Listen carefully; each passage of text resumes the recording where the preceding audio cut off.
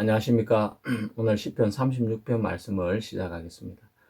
악인의, 악인의 제을이 내 마음에 이르기를 그 목전에는 하나님을 두려움이 없다 하니 저가 스스로 자긍하기를 자기의 죄악이 드러나지 아니하고 미움을 받지도 아니하리라 하미로다. 그 입의 말은 죄악과 계율이라 지혜와 선행을 거쳤도다. 저는 그 침상에서 죄악을 꾀하며 스스로 불선한 길에 서고 악을 싫어하지 아니하는도다. 여호와여, 주의 인자하심이 하늘에 있고 주의 성실하심이 공중에 사무쳤으며 주의 의는 하나님의 산들과 같고 주의 판단은 큰 바다와 일반이라. 여호와여, 주는 사람과 짐승을 보호하시나이다. 하나님이여, 주의 인자하심이 어찌 그리 보배로우신지요. 인생이 주의 날개 그늘 아래 피하나이다. 이게 말씀까지 읽었습니다.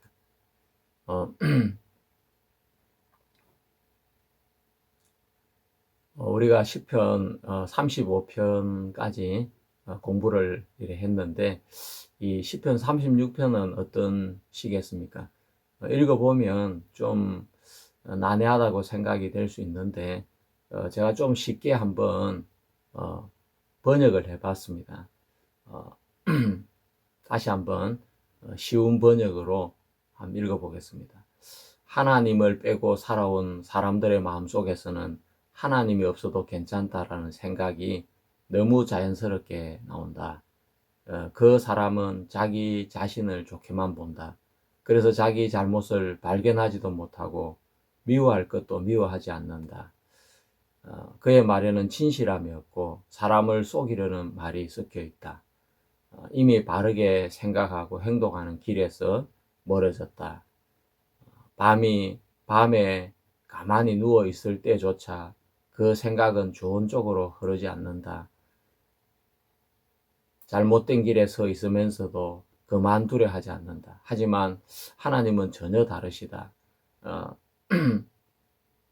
하나님의 사랑은 하늘만큼 크고 그분의 신실하심은 끝이 없다. 하나님의 기준은 큰 산처럼 흔들리지 않고 그분의 판단은 깊은 바다처럼 헤아릴 수 없다. 하나님은 사람도 약한 존재도 함께 지키신다. 하나님, 주님의 사랑은 정말 소중합니다. 사람들은 주님 곁에서 비로소 안전함을 느낍니다. 주님과 함께 있으면 마음이 메마르지 않고 삶이 풍성해집니다.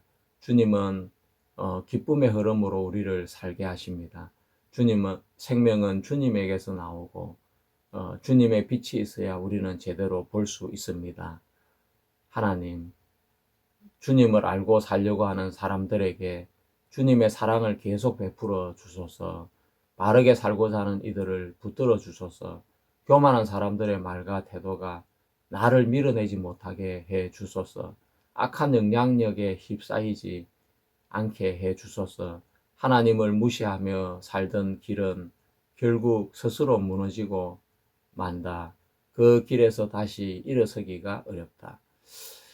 제가 이 시를 여러 차례 읽고 이해하기 쉬운 언어로 다시 한 번 더 재편집을 해 봤습니다. 자, 우리가 시편 36편에 내용하는 것은 무엇일까요? 그리고 초반부에 악인의 제의리 내 마음에 이르기를 하는 문장이 나오는데 이런 표현은 우리가 평상시 잘 사용하지 않는 표현들입니다. 그래서 읽을 때 머리가 복잡해지고 어지러워지고 무슨 이야기를 다윗이 하고 있는지 파악하기가 어려울 수 있습니다. 시편 36편은 도대체 어떤 시겠습니까? 시편 36편에는 제라는 글자가 들어가 있는 단어와 또 주의 인자하심, 스스로라는 단어가 자주 등장하는 것을 볼 수 있습니다. 이 세 단어의 깊은 의미를 알게 되어지면 이 시가 표현하고자 하는 내용을 우리는 알아차릴 수가 있습니다. 다윗은 이 시를 통해서 무엇을 말하려고 했겠습니까? 사람이 우리가 살아가는 동안 생각을 하고 판단을 하고 선택을 하며 살아갑니다. 다윗이 시편 35편에서 불의한 정인들에 의해서 무고히 웅덩이에 빠지고 그물에 잡히는 위기에 들어가게 되어집니다. 그 실제 상황은 도액의 고발 사건과 연결이 되어집니다. 사울이 분노하고 다윗을 죽이려고 위협을 하고 할 때에 다윗은 제사장 아히멜렉에게로 도망을 가게 되어집니다.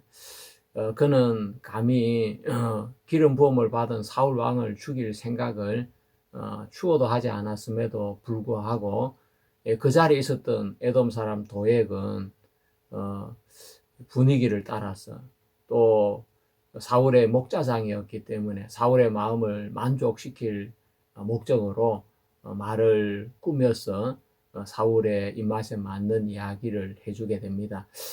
사울 왕은 다윗이 자기 아들과 같이 공모를 해서 자기를 대적한다고 이야기를 하고 있습니다.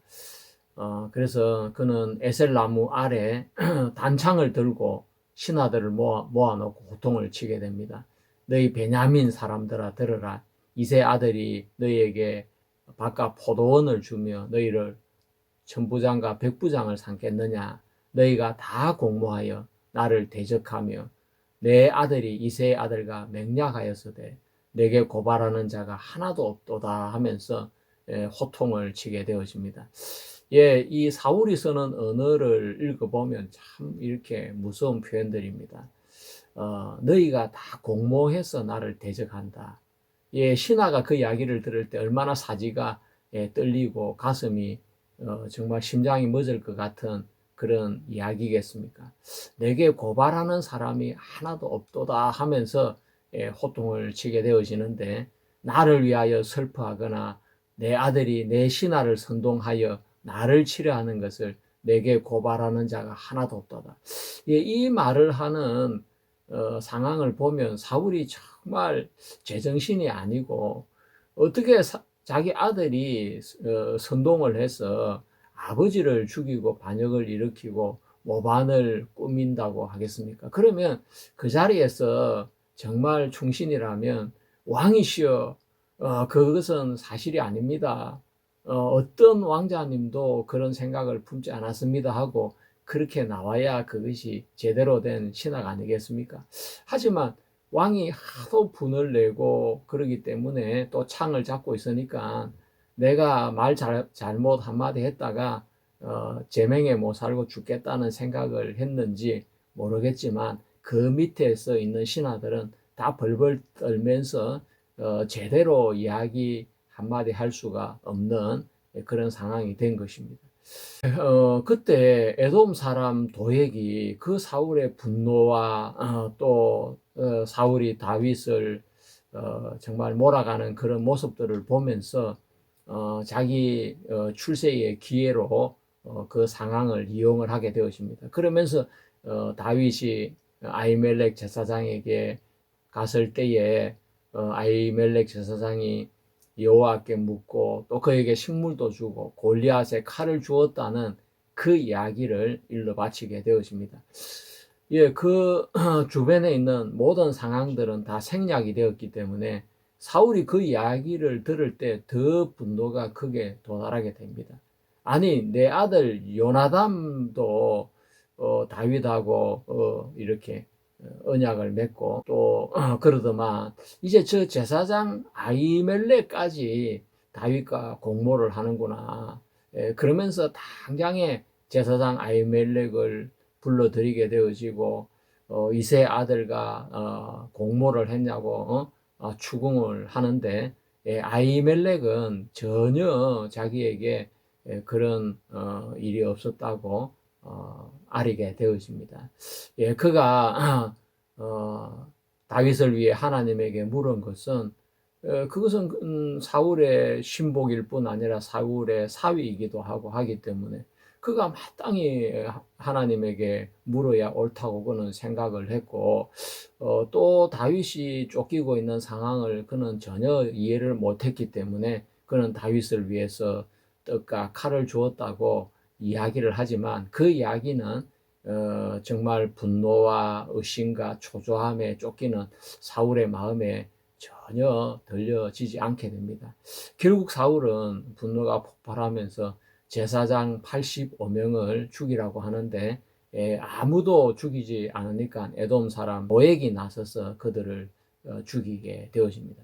이 에돔 사람 도액은 그때 상황을 누구보다도 정확하게 알고 있었을 사람인데, 그가 분노한 사울의 그 마음에 영합해서 정말 제사장이 다윗과 공모를 꾸민 것처럼 또 이렇게 반역을 개한 것처럼 글싸하게 보이도록 다윗이 어, 제사장에 가서 떡을 얻은 것이나 골리앗의 칼을 가져온 것이나 그리고 여호와께 제사장이 기도를 한 그런 내용들을 이야기하면서 무고한 85명의 제사장들이 에돔 사람 도액에 의해서 피살을 당하게 되는 것입니다. 예, 그 소문은 아주 빠르게 온 이스라엘에 퍼져 나갔을 것이고, 그 이야기를 듣는 이스라엘 사람들의 마음에는 정말 이 살이 쭈삣쭈삣 섰을 것입니다. 이야, 나도 말 한마디 잘못했다가, 나도 다윗을 그냥 곁에 있었다가 네 명에 못 살고 저렇게 일가족이 몰살을 당하는 그런 비참한 비극을 겪게 되겠구나. 그러면서 정말 거일라 거민들은 그들이 블레셋에 의해서 죽을 수 있는 그 위치에서 다윗이 생명의 위험을 무릅쓰고 그 거일라 거민들을 구원해 주었음에도 불구하고 그들이 사울이 거일라로 내려왔다는 이야기를 들었을 때 그들은 다윗을 사울의 손에 붙일 작정을 하게 되어지는 것입니다. 왜 그랬겠습니까? 예, 그 제사장마저 죽는데 자기들은 사울 앞에 그냥 괜히 다윗하고 같이 지낸 척하고 가까운 척하면 그냥 일가족이 다 몰살을 당할 거라는 그런 애감을 느꼈던 것입니다. 그래서 다윗은 선을 베풀고도 그일라 사람들에게 배척을 당하고 또 고발을 당하는 그런 쫓기는 신세가 되어졌던 것입니다. 다윗은 시편 35편에서 자신의 쫓기는 억울한 상황을 하나님에게 탄원을 했다면, 시편 36편에서는 왜 사람들이 자기를 향해서 그렇게 반감을 가지고 자기를 반역자 취급을 하고 자기를 향해서 그물을 던지고 웅덩이를 파고 함정을 파서 자기를 잡으려고 하는지, 그런 부분을 다윗은 생각을 하게 되어지는 것입니다. 시편 36편은 표제부에 하나님의 종 다윗이라는 하나님의 종이라는 타이틀이 붙어져 있습니다. 그러니까 시편 36편은 다윗이 자신의 삶 속에 일어나는 그 모함과 또 환난과 핍박과 그 거짓으로 꾸며진 그런 고발 속에서 왜 이런 일이 내게 일어나야 되는지 그가 하나님을 찾고 구하면서 하나님이 주신 지혜로 자기의 사건을 재해석을 하고 있는 것입니다. 그래서 시편 36편 속에는 의인이나 악인이나 이런 부분이 이렇게 나누어지지 않고, 시편 36편 1절부터 나오는 이야기는 악인의 제의리 내 마음에 이르기를 하면서 시작이 되어집니다. 자, 여러분, 제가 말을 한다는 것입니다. 제가 다윗에게 이야기를 하고 있다는 것입니다. 자, 이것을 우리의 일상적인 표현으로 쓴다면 나에게 이런 생각이 든다. 그렇게 표현을 할 수가 있겠습니다. 다윗은 자기 속에 일어나는 생각을 내 생각이라 하지 않고 죄가 나에게 이렇게 말을 했다. 죄을이 나에게 그렇게 말을 했다고 표현을 하고 있는 것입니다. 다윗이 그렇게 말한 데는 다윗이 인간의 내면에 비치는 자기 자신의 청의를 두 청의로 나누어서 보고 있다는 것입니다. 하나는 하나님을 향해 부르짖는 깊은 내가 있고, 또 하나는 하나님 없이 살 수 있다고 속삭이는 자기 자신이 있는 것을 다윗은 보고 자기의 존재를 그렇게 이해를 하게 되는 것입니다. 예, 그 표현은 사도 바울이 선을 행하기 원하는 나에게 또 악에 사로잡혀가는 자기 자신이 있다는 것을 고백하는 것과 아주 비슷한 부류라고 할 수 있겠습니다. 하나님을 알고자 하는 내가 있는가 하면 또 하나님을 밀어내는 또 다른 내가 있다는 것입니다. 그래서 그는 이렇게 말하고 있습니다. 내가 그렇게 생각했다가 아니고 악인의 제얼이 그렇게 말했다라고 했습니다. 그것은 바울이 로마서 7장에 내 속고 내 육신에 선한 것이 거하지 아니하는 줄을 아노니 원함은 내게 있으나 선을 행하는 것은 없노라. 내가 원하는 바 선은 하지 아니하고 도리어 원치 아니하는 바 악은 행하는도다. 내 지체 속에 있는 한 다른 법이 내 마음의 법과 싸워 내 지체 속에 있는 죄의 법 아래로 나를 사로잡아 오는 것을 보는도다라고 하는 그 고백과 아주 유사한 표현이라고 할 수가 있겠습니다. 다윗은 제가 어떻게 작동하는지를 말했다면 바울은 그 죄의 뿌리를 이야기를 해주고 있는 것입니다. 시편만 읽으면 육신의 생각의 근원이 왜 이런 생각이 드는지 설명이 부족할 수 있습니다. 그렇죠. 또 로마서만 읽으면 그 육신이 실제 삶에서 어떻게 작동하는지를 감을 잡기가 어려울 수 있는데 이 로마서 7장과 시편 36편을 같이 읽게 되어지면 내가 그동안 내 생각이라고 불렀던 것들이 바로 내 육신을 통해서 자연스럽게 올라오는 그 반응이 하나님의 뜻에 빗나가고 하나님을 거스리는 것이구나. 제약된 것이구나. 그런 사실을 알 수가 있게 되는 것입니다.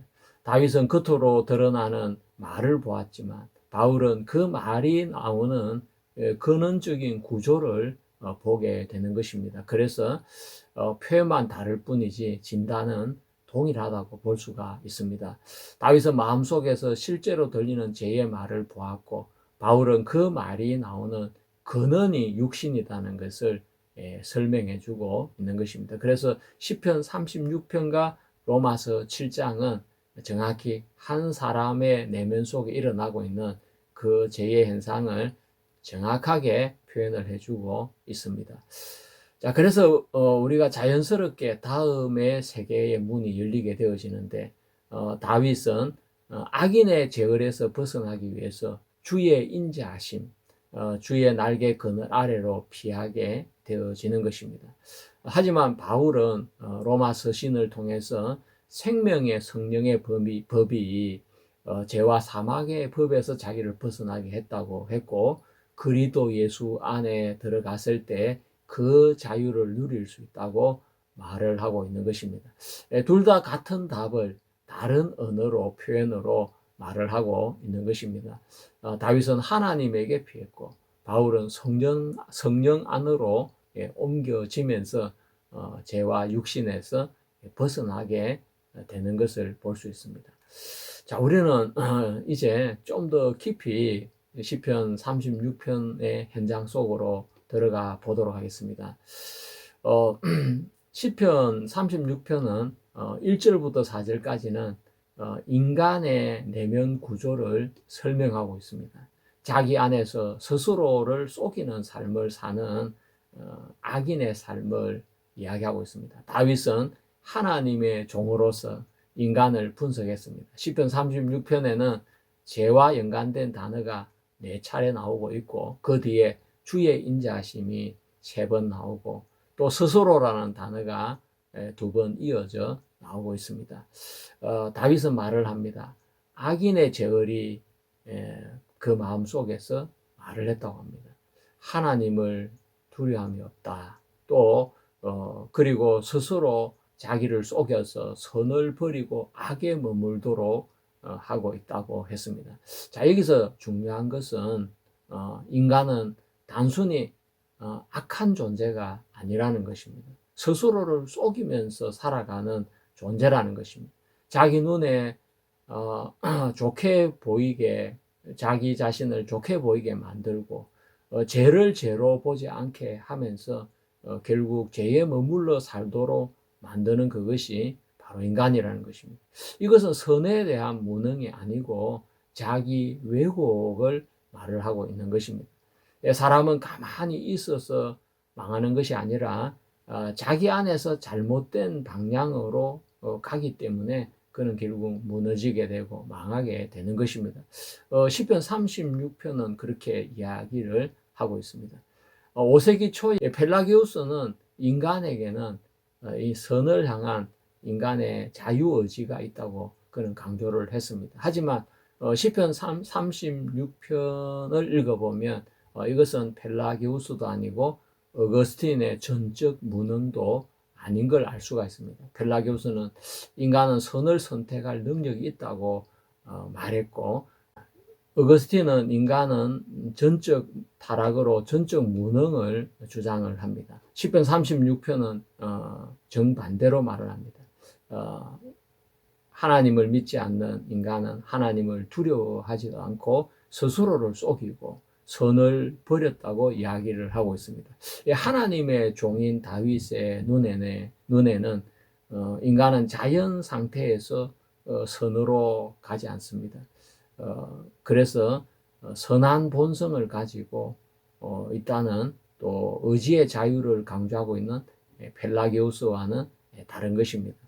악인의 제을은 인간에게 스스로를 속이고 악을 선택하도록 하고 악에 머물도록 계속해서 속삭이는 것입니다. 여기서 스스로라는 단어가 두 번씩 나오고 있습니다. 이것은 강압적이라는 것이 아니고 능동적으로 그렇게 행동을 한다는 것입니다. 자, 우리가 창세기 3장에 뱀이 인간을 유혹을 합니다. 선악을 실과를 따먹고 범죄하도록 그렇게 하는데 뱀이 한 일은 인간의 마음에 하나님의 말씀을 왜곡해서 넣어주는, 하나님의 말씀을 의심하도록 하는 그 말을 넣었습니다.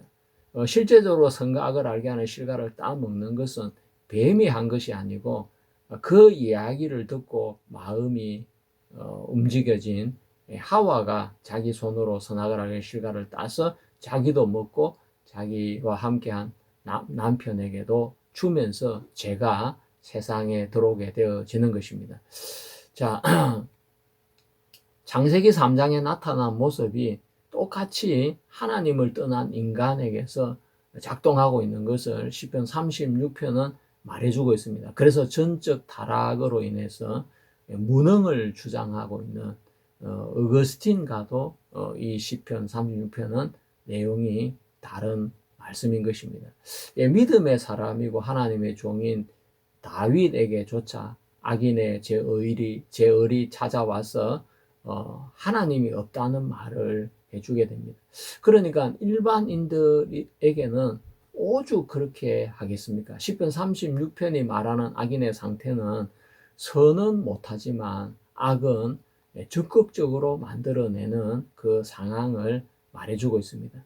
하나님을 향해 닫아버렸기 때문에 자기를 향해서는 가인적으로 능동적으로 스스로 움직이는 상태를 말하고 있습니다. 그것은 전적인 무능이 아니라 하나님을 향한 방향성의 붕괴라고 말할 수가 있습니다. 다시 말해서 시편 35편에 나타나는 사건을 우리가 생각을 해보겠습니다. 다윗이 무고하게 자신을 고발하는 도액과 같은 사람을 보게 되어집니다. 그는 사울의 그 분노에 영합하고 또 그 순간이 권력을 잡을 수 있는 좋은 기회라고 생각을 했기 때문에 그는 말을 꾸며서 상황을 편집을 해서 그는 아주 불의하게 자기가 꾸민 말로 다윗을 고발하게 되어지고 결국 다윗은 그 거물과 함정에 걸리게 되어지면서 그는 반역을 꾸민 자가 되어지고 쫓기는 신세가 되어졌습니다. 그래서 자기가 구원해준 그일라 사람들조차도 다윗을 사울의 손에 붙이려고 했고 뿐만 아니라 같은 유다 지파인 시브에 살고 있는 시브의 거민들조차도 사울에게 다윗이 이렇게 항무지에 머무르 있다는 것을 기브아에까지 찾아가서 고발을 하게 되는 것을 보게 되는 것입니다. 예, 하나님의 종으로 하나님의 눈으로 통찰을 한 시가 바로 시편 36편인 것입니다. 예, 그들은 스스로 제약에 팔렸던 것이고 자신의 제약이 드러나지 않을 것이고 미움도 받지 않을 것이라는 그 생각을 따라서 거짓을 꾸미고 악을 미워하지 않고 악을 받아 주어서 악을 행하는 쪽으로 그들의 마음이 흘러간 것을 다윗은 이야기하고 있는 것입니다. 악이 사람들의 마음을 지배하고 죄가 세상을 지배하는 것처럼 보이지만 그렇지만 다윗은 거기에서 놀라운 반전을 개하고 있습니다. 그 반전은 무엇이겠습니까? 하나님의 인자하심이 세상을 지배하고 있다는 것입니다. 이렇게 악한 사람들이 죄악에 팔려서 그리고 스스로 악을 미워하지 않고 악을 선택하고 악을 따라가고 그래서 의인들이 억울한 일을 만나고 그럴 때도 하나님의 인자하심이 하늘에 있고 사람과 짐승을 보호하고 그 날개 아래 피하는 자들을 향하여 하나님의 인자하심이 이렇게 널려 있다고 그렇게 다윗은 이야기를 하고 있습니다. 참 놀랍지 않습니까? 예. 그래서 시편 35편은 5절에 가면서 급반전을 이루게 되어집니다. 바로 하나님의 헤세드, 하나님의 인자하심이 등장하게 되면서 시편 이 36편은 새로운 분위기로 반전을 이루게 되는 것입니다. 그것은 다윗의 삶을 통해서 그대로 역사 속의 삶 속에 나타나는 것을 볼 수가 있습니다. 도에게 불의한 고발에 의해서 제사장 85명이 죽고 또 그 소문을 들은 온 이스라엘 백성들이 사울의 분노 앞에 자신의 몸을 사리게 되어지고 자기가 다윗 편에 섰다가는 자신도 온전치 못할 것이라는 그 두려움 때문에 그들은 다윗의 온갖 은혜를 잊고 또 가까이 지내고 그런 사이일지라도 사울 앞에 다윗을 붙이려고 하고 고발을 하고 그런 상태가 되는 것을 볼 수가 있습니다.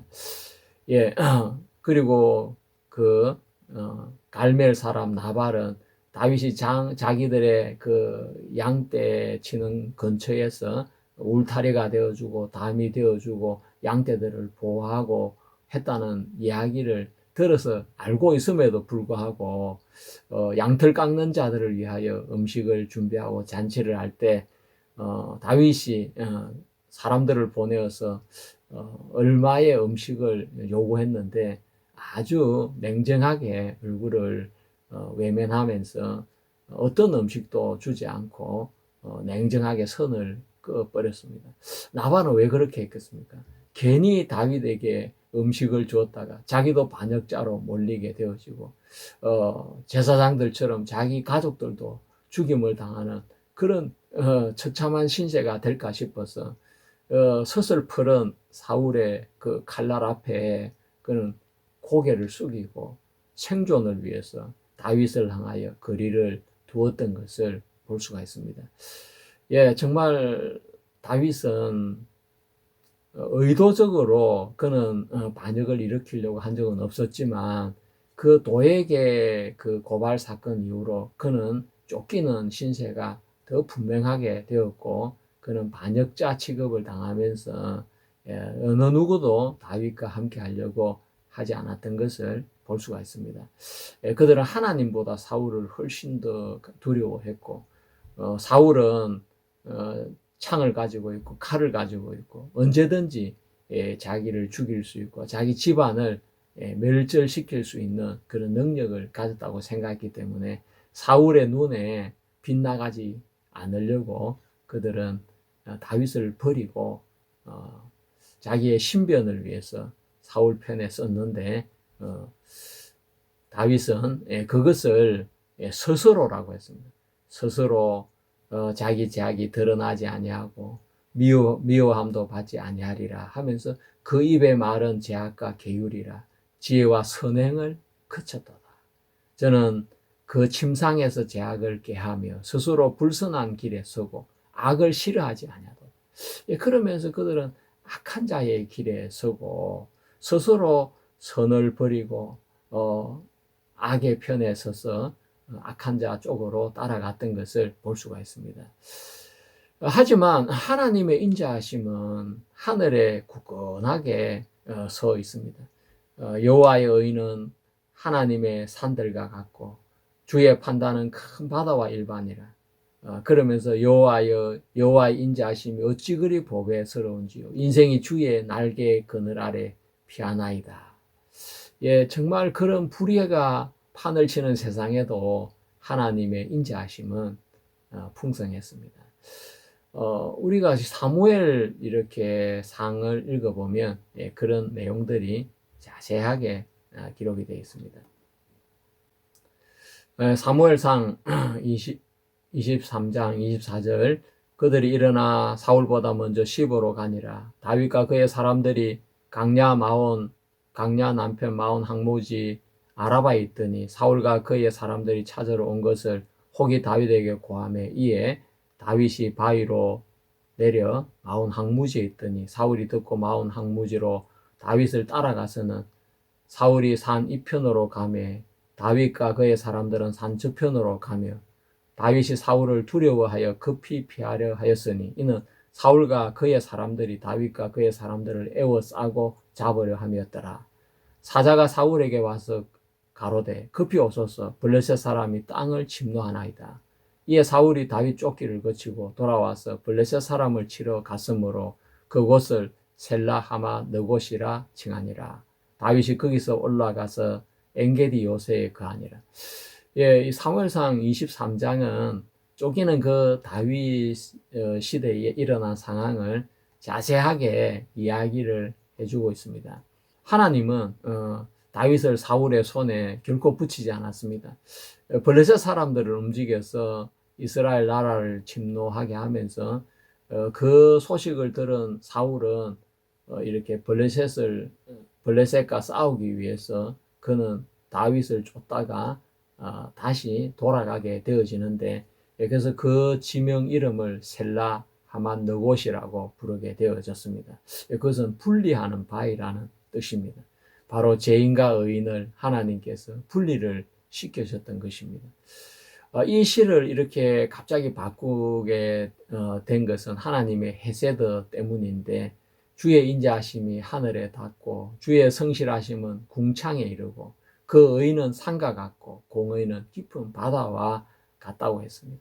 여기서 우리가 한 가지 봐야 될 것이 있는데 이 세상에 권력을 쥐고 있는 한 사람, 그 사울에 의해서 세상이 이끌리는 것처럼 보이지만 사실은 결코 아니라는 것입니다. 하나님의 헤세드가 하나님의 인자하심이 이 세상을 유지하고 있다는 것입니다. 그래서 다윗은 말을 하고 있습니다. 주의 날개 그늘 아래 피한다. 또 주의 집에 풍성함을 먹는다. 기쁨의 강을 마신다. 이것은 단순한 위로가 아니라 새로운 삶의 영역을 말해주고 있는 것입니다. 그리고 결정적인 선언은 생명의 원천이 주께 있고 주의 빛 안에서 우리가 주를 봅니다 하는 이 선언이 가장 놀라운 결정적인 선언이라고 할 수가 있겠습니다.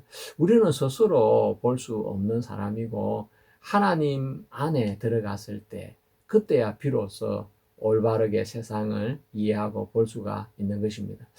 자, 우리가 유대 전통과 신학자들은 이 시편 이 36편을 어떻게 해석했는지 같이 살펴보겠습니다. 예, 유대 전통의 미드라시와 탈무드의 해석을 살펴보면 미드라시는 죄가 말한다는 것은 에체르하라 바로 악한 성향의 개념으로 해석을 했습니다. 그래서 인간 안에는 유혹하는 목소리가 실제로 작동을 하고 있습니다. 또 하나님을 두려움이 없다는 것은 지식 부족이 아니라 의도적으로 하나님을 배제하는 상태를 말한다고 했습니다. 주의 날개 아래라는 것은 또 토라와 하나님의 보호 안에 들어가는 것을 말을 해주고 있습니다. 그래서 인간의 내부에는 갈등의 구조를 가지게 되어집니다. 해결책은 하나님의 영역인 토라와 언약 안에 들어갈 때 갈등이 해결이 되는 것입니다. 탈무드적인 전통에서는 시편 36편을 직접 주석하지는 않았지만 연결되는 핵심 개념은 사람은 마음이 이끄는 곳으로 간다. 그런 의미를 이렇게 가지고 있고, 반복되는 죄로 인해서 마음이 굳어지고 자기 안에서 인간은 스스로를 속인다. 마음의 왜곡이 축적되는 것으로 탈무드는 그렇게 이해하고 있습니다. 그리고 어거스틴은 죄는 말한다는 것은 타락한 본성 자체가 말하는 것으로 그는 이해했고, 하나님을 두려움이 없다는 것은 하나님과 분리된 상태를 그는 이해했습니다. 그래서 하나님의 은혜 없이는 회복이 불가능한 것이고, 인간의 내면의 깊은 타락을 강조하면서 시편 36편을 전적 타락의 증거로 사용했습니다. 어거스틴은 본성적 무능 쪽으로 그는 기울게 되어지는 것입니다. 자, 이 말 루터는 어거스틴의 영향을 많이 받았지만, 이 루터는 시편 36편을 자기의 의가 주는 문제로 그는 읽었습니다. 스스로 아첨하는 그것은 바로 자기의 의를 뜻하는 것이고, 인간은 죄인이면서도 자기 자신을 스스로 의롭게 그렇게 여기는 마음을 뜻하고 있는 것입니다. 그래서 오직 하나님의 의가 외부로부터 주어져야 된다.